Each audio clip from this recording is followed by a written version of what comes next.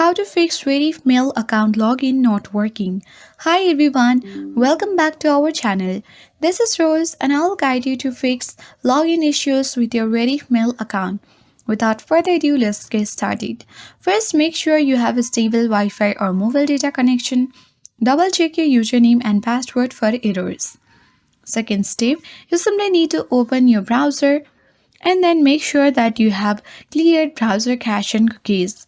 Not clearing your cache and cookies in browsing will create the login issues with Rediffmail account.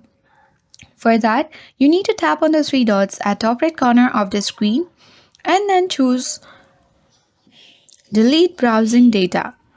Tap on Delete Data at bottom right of this menu and restart your browser and try logging in again. Other step is simply you need to make sure that your browser is up to date. Open App Store or Google Play Store.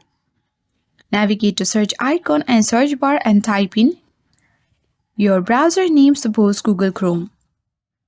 If there is any update, tap Updates and update to the latest version.